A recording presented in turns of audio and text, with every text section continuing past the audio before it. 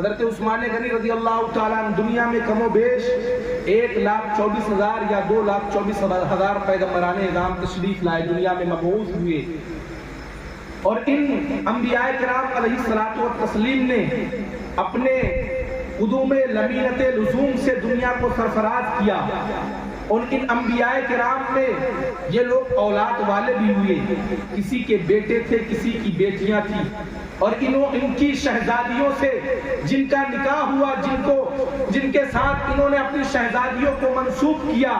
وہ ذاتیں بھی بڑی بلند تھیں، ان کا مرتبہ بھی بڑا بلند تھا، کیونکہ جو شخص نبی کا داماد ہو اس کا رتبہ ہی الگ ہوا کرتا ہے۔ وہ نبی کے داماد وہی شخص ہوئے، خوش نصیب انسانوں کو ہی یہ نصیب حاصل ہوا۔ لیکن حضرت عثمان غنی کی خصوصیت اور ان کی انفرادیت اس معاملے میں ایک الگ مقام رکھتی ہے۔ حضرت آدم سے لے کر نبی اکرم صلی اللہ تعالیٰ علیہ وسلم تک کوئی شخص ایسا نہیں ہوا، کوئی انسان ایسا نہیں ہے جس کے نکاح میں کسی نبی کی 2 بیٹی آئی ہو،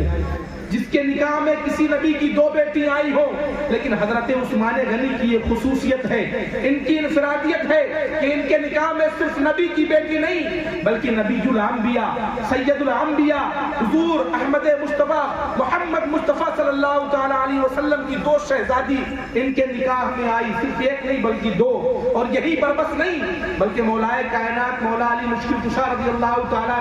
ارشاد فرماتے ہیں، روایت کرتے ہیں، وہ کہتے ہیں کہ ایک مرتبہ میں نے نبی اکرم صلی اللہ تعالیٰ علیہ وسلم کو حضرت عثمان سے فرماتے ہوئے سنا کہ حضور حضرت عثمان سے کہہ رہے تھے کہ اے عثمان، یہ تو صرف 2 لڑکیاں ہیں، اگر رب تبارک و تعالیٰ نے مجھے 40 لڑکیاں عطا کی ہوتی تو یکے بعد دیگرے میں ان 40 کا نکاح تم سے کرا دیتا، میں ان 40 کا نکاح تم سے کرا دیتا، کوئی بھی باقی نہ رہتا۔ حضرت امام بیہقی نے اپنے سنن میں یہ تحریر کیا ہے کہ عبداللہ جوفی بیان کرتے ہیں کہ میرے ماموں حسین جوفی نے ایک مرتبہ مجھ سے کہا کہ کیا تم جانتے ہو حضرت عثمان غنی رضی اللہ تعالیٰ عنہ کو ذوالنورین کیوں کہا گیا؟ تو حضرت عبداللہ جوفی کہتے ہیں میں نے عرض کیا ہے میرے ماموں جان مجھے پتا نہیں، تو انہوں نے عرض کیا کہ اے عبداللہ، حضرت عثمان غنی کو ذوالنورین اس لیے کہا گیا کہ جو مرتبہ جو مقام انہیں حاصل ہوا ہے وہ مقام، وہ انفرادیت، وہ خصوصیت اب قیامت تک کسی کو حاصل نہیں ہوگی۔ حضرت آدم سے لے کر قیامت تک اب کسی کے نکاح میں نبی کی 2 شہزادیاں نہیں آئیں گی، کسی کا نکاح کوئی ایسا شخص نہیں حضرت آدم سے لے کر نہ ابھی تک ہوا ہے نہ قیامت تک ہوگا جس کے نکاح میں نبی کی 2 شہزادیاں، جس کے نکاح میں نبی کی 2 بیٹیاں ہو۔ لیکن یہ عثمان غنی کی خصوصیت ہے، ان کی انفرادیت ہے، یہ ان کا مقام ہے، ان کا مرتبہ ہے کہ ان کے نکاح میں سید الانبیاء کی 2 شہزادیاں ان کے نکاح میں تھی۔ امام احمد رضا نے بڑے ہی اچھے انداز میں کہا تھا، نور کی سرکار سے پایا دوشالہ نور کا، تم کو ہو مبارک ذوالنورین جوڑا نور کا، ہو مبارک تم کو ذوالنورین جوڑا نور کا۔ حضرت عثمان غنی کی یہ خصوصیت تھی کہ نبی اکرم صلی اللہ تعالیٰ علیہ وسلم نے جب اعلان نبوت نہیں فرمایا تھا، اس سے اعلان نبوت سے پہلے ہی آپ نے حضرت عثمان غنی کا نکاح اپنے لخت جگر حضرت رقیہ کے ساتھ کر دیا تھا۔ لیکن بدر کے موقع پر جب بدر کا معرکہ پیش آیا، 8 رمضان المبارک کو جب بدر کے میدان میں مسلمانوں کو رب تبارک و تعالیٰ نے فتح یابی کامیابی عطا فرمائی، تو اس وقت حضرت رقیہ کی طبیعت علیل تھی، آپ بیمار تھی۔ حضور نبی اکرم صلی اللہ تعالیٰ علیہ وسلم نے حضرت عثمان غنی کو حضرت رقیہ کے دیکھ بھال کے لیے آپ کو مدینہ منورہ میں چھوڑا تھا۔ لیکن جس وقت خبر لے کر آنے والا قاصد یہ خبر لے کر مدینہ پہنچا کہ رب تبارک تعالیٰ نے بدر کے میدان میں مسلمانوں کو کامیاب کر دیا ہے، مسلمانوں کو بدر کے میدان میں کامیابی فتح یابی نصیب ہوئی ہے، اس وقت حضرت عثمان غنی رضی اللہ تعالیٰ حضرت رقیہ کو دفنا کر مدینہ منورہ کی گلیوں میں ٹہل رہے تھے۔ جب آپ کو اس چیز کی خبر لگی، پہلا غم تو آپ کے دل میں اس چیز کا تھا کہ نبی کی شہزادی جو آپ کے نکاح میں تھی حضرت رقیہ، ان کا انتقال ہو چکا تھا، لیکن دوسرا غم آپ کے دل میں اس چیز کا بھی پیدا ہو گیا کہ بدر کے میدان میں شریک نہ ہو سکا، اس جنگ میں شریک نہ ہو سکا جس جنگ میں مسلمانوں کو فتح یابی ملی ہے، کامیابی حاصل ہوئی ہے۔ حضرت عثمان غنی رضی اللہ تعالیٰ عنہ، حضرت ابو بکر صدیق رضی اللہ تعالیٰ عنہ کے اسلام کی تبلیغ پر آپ نے ایمان کو قبول کیا تھا۔ حضرت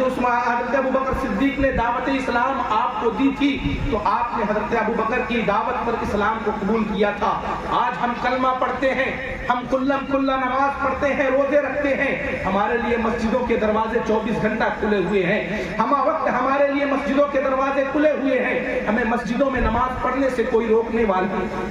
والا نہیں، نبی کا کلمہ پڑھنے سے کوئی روکنے والا نہیں، رب کی وحدانیت کا اقرار کرنے سے ہمیں کوئی روکنے والا نہیں۔ لیکن ایک زمانہ وہ بھی تھا کہ جب مسلمان کلمہ پڑھ کر مسلمان ہوا کرتے تھے، جب لوگ کلمہ پڑھ کر مسلمان ہوا کرتے تھے، نبی کا کلمہ پڑھا کرتے تھے، رب کی وحدانیت کا اقرار کیا کرتے تھے، تو لوگ ان پر ظلم و ستم ڈھایا کرتے تھے، ان کے گھر والے، ان کے خاندان والے ہی انہیں ستایا کرتے تھے، مارا کرتے تھے۔ حضرت عثمان غنی کے ساتھ بھی ایسا معاملہ پیش آیا تھا کہ جب حضرت ابو بکر نے آپ کے سامنے اسلام کی دعوت کو پیش کیا، آپ نے اس دعوت کو قبول کیا اور نبی کا کلمہ پڑھ کر آپ نے اسلام کو قبول کیا، آپ مسلمان ہوئے۔ جب آپ کے چاچا حکم بن ابی العاص کو اس بات کی خبر ہوئی کہ عثمان نے اپنے باپ دادا کے دین کو چھوڑ دیا ہے، عثمان اب محمد کے لائے ہوئے نئے دین کا کلمہ پڑھ کر مسلمان ہو گیا ہے، عثمان نے ایک رب کی وحدانیت کا اقرار کر لیا ہے، آج ہم کلمہ پڑھے ہمیں کوئی روکنے والا نہیں۔ اگر بچہ کلمہ پڑھے،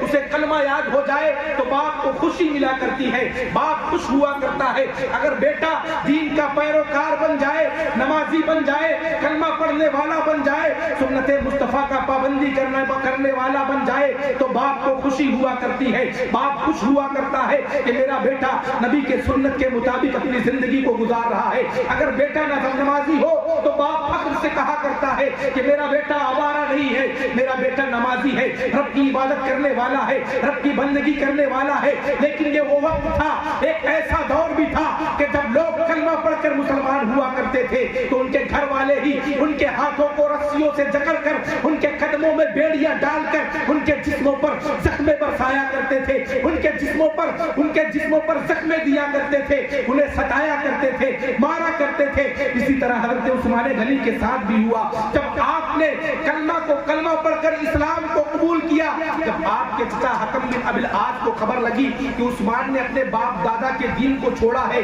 آپ کے چچا نے آپ کے ہاتھوں کو رسیوں سے جکڑ دیا اور آپ پر ظلم ڈھانا شروع کیا۔ حضرت عثمان غنی کو جب ان کے چچا ان کے جسم پر کوڑے برساتے، جب انہیں تکلیفیں دیتے، انہیں مارتے، تو حضرت عثمان غنی کہا کرتے تھے، اے میرے چاچا، اب عثمان اس میخانے کا رند ہو چکا ہے کہ اگر عثمان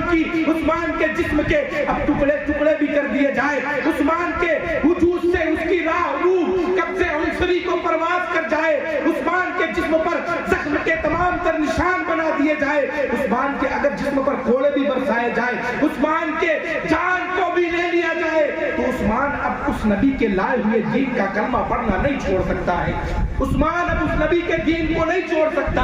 ان کی زندگیوں کو آپ دیکھیں، مطالعہ کریں، پڑھیں، بتانے کا مقصد یہی ہوا کرتا ہے کہ کچھ سیکھیں۔ آج ہمیں کوئی روکنے والا نہیں، کوئی ٹوکنے والا نہیں۔ دن میں جب جس وقت جی چاہے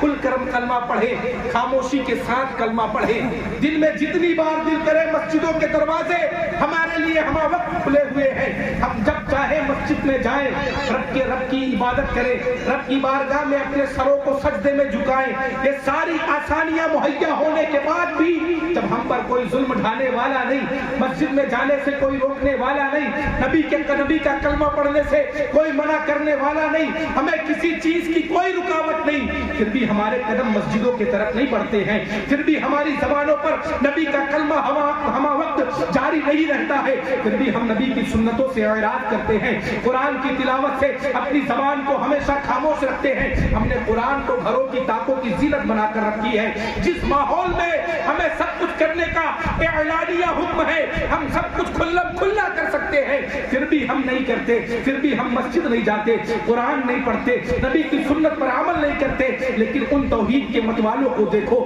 ان شمع رسالت کے جانثاروں کی زندگیوں کو دیکھو کہ انہوں نے جب نبی کا کلمہ پڑھا ان پر کوڑے بھی برسائے گئے, ان کے جسموں کو لہو لہان بھی کیا گیا, انہیں اذیتیں بھی دی گئی, مکہ کے گلیوں میں ان پر لاٹھیاں بھی برسائی گئی, ان پر کوڑے بھی برسائے گئے, ان کے جسم کو چھلنی بھی کیا گیا, ان کے وجود کو لہو لہان بھی کیا گیا. لیکن انہوں نے نہ نبی کا کلمہ پڑھنا چھوڑا, نہ نبی کا کلمہ پڑھنا چھوڑا, نہ نبی کے لائے ہوئے دین کا ساتھ چھوڑا, نہ رب کی وحدانیت کا اقرار کرنا چھوڑا. آپ ان کی زندگیوں کو سن کر اپنی زندگی میں انقلاب پیدا کرنے کی کوشش کریں. آپ ان کی زندگیوں کو پڑھ کر, ان کی تاریخوں کو جان کر, ان کی زندگی کے طرز پر اپنی زندگیوں کو گزارنے کی کوشش کریں. اگر آپ نے ان کی زندگیوں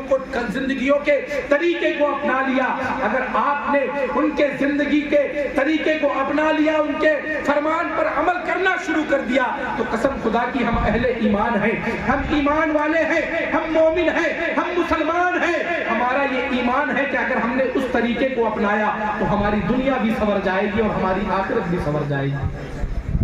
ان جن صحابہ کرام نے ہم تک اس دین کو پہنچایا ہے, ان کے احسان کو یوں ہی فراموش نہ کریں.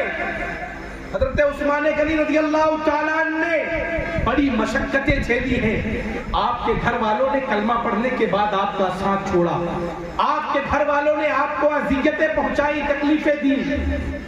آپ پر ظلم و ستم ڈھایا گیا.